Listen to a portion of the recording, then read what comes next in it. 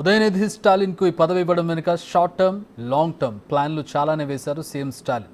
ద్రవిడ పాలిటిక్స్కు ప్రాణమైన తమిళనాడులో స్థానిక ప్రత్యర్థులకు చెక్ పెట్టడానికి అవసరమైన అన్ని సిద్ధాంతాలను అమలు చేశారు. ఇక కొత్తగా రాజకీయ అరంగేట్రం చేయబోయే దళపతి విజయ్ను తట్టుకొని నిలబడడానికి ఈ స్టెప్ అత్యవసరంగా మారింది. అందుకే ఉదయనిధి పదవి వెనుక భారీ వ్యూహం కనిపిస్తోంది.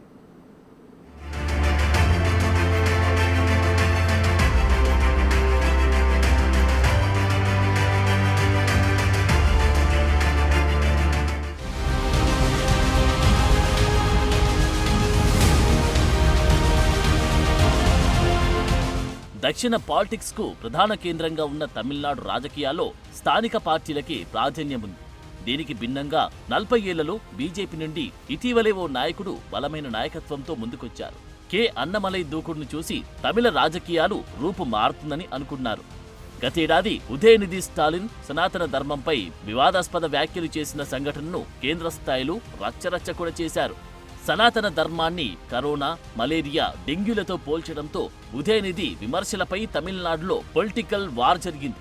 ఇక సనాతన ధర్మం సామాజిక న్యాయానికి విరుద్ధమని, దీన్ని సమూలంగా నాశనం చేయాలంటూ చెప్పిన ఉదయనిధి వ్యాఖ్యలు కోర్టులకు కూడా ఎక్కాయి. సనాతన ధర్మాన్ని నిర్మూలించాలని కామెంట్స్ చేసిన స్టాలిన్ కొత్త పార్లమెంటు భవనం ప్రారంభోత్సవానికి రాష్ట్రపతి ద్రౌపది ముర్ముని ఆహ్వానించకుండా బీజేపీ ప్రభుత్వం విస్మరించడం సనాతన ధర్మంలోని వివక్షకు ప్రతిరూపమని కూడా అన్నారు. ఉదయనిధి సనాతన ధర్మం వివాదంపై నాడు ప్రధాని మోడీ కూడా స్పందించారు. స్టాలిన్ చేసిన వ్యాఖ్యలకు సరైన విధంగా స్పందించాలని మంత్రులకు కూడా దిశానిర్దేశం చేశారు. ఇలా దేశవ్యాప్తంగా రేగిన దుమారంతో హిందూ సంఘాల నేతలు ఉదయనిధిని టార్గెట్ చేశారు.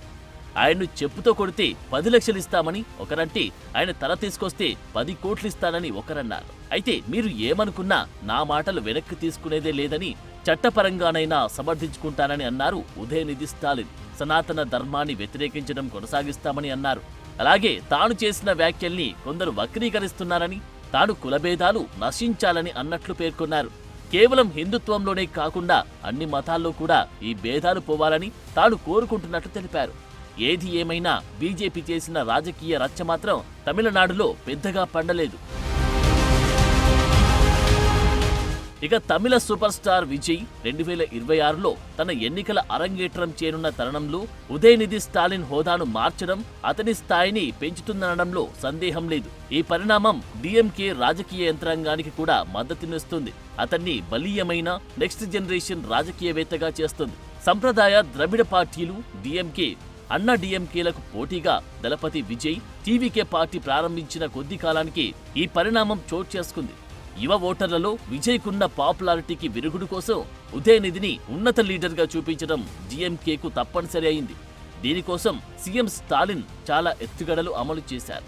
డిఎంకేలో చాలా మంది సీనియర్లుండడంతో ఉదయనిధిని డిప్యూటీ సీఎం చేస్తే ఎక్కడ పార్టీలో వ్యతిరేకత వస్తుందోనని జిల్లా స్థాయిలో ఉదయనిధి నాయకత్వం కోరుకుంటూ తీర్మానాలు చేయించారు.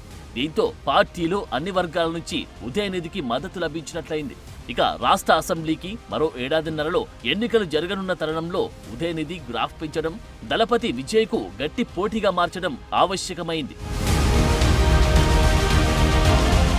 నిజానికి లోక్సభ ఎన్నికల్లో డిఎంకే నేతృత్వంలోని కూటమి అన్ని స్థానాల్లో విజయం సాధించి అద్భుత ప్రదర్శన చేసిన తర్వాత ఉదయనిధికి ఈ అవకాశం వచ్చింది. అలాగే డిఎంకే సీనియర్ నాయకులైన టిఆర్ బాలు, దురై మురుగన్ల కుమార్లు రాష్ట్ర ప్రభుత్వంలోనూ కేంద్రంలోనూ అధికార పదవుల్లో ఉండడంతో ఎవరు తిరుగుబాటు బావుట ఎగరవేసే పరిస్థితి లేదు. కనిమొలి నుండి గాని వచ్చే ఇబ్బందులు కూడా కుటుంబంలోనే సద్దుమణిగాయి. డిఎంకే పార్లమెంటరీ పార్టీ నాయకుడిగా స్టాలిన్ నిర్ణయం అనివార్యమైంది. నిజానికి జయలలిత మరణానంతరం అన్నా డిఎంకేలో ఏం జరుగుతుందో ముందే ఊహించిన స్టాలిన్ ఈ ఎత్తుగడను కూడా ముందే నిర్దేశించుకున్నారన్న అభిప్రాయాలు కూడా లేకపోలేదు. ఎడప్పాడి పళనిస్వామి తన పదవీ కాలాన్ని నిలబెట్టుకున్నప్పటికీ జయలలిత హయాంలో అన్నా డిఎంకేను నియంత్రించిన ముగ్గురు నేతలు వికే శశికళ, ఓ పన్నీర్ సెల్వం, టీటీవీ దినకరన్ల పతనం, వాగ్వివాదాలతో పార్టీ దెబ్బతినడం కూడా తమిళ రాజకీయ నేతలకు తెలుసు.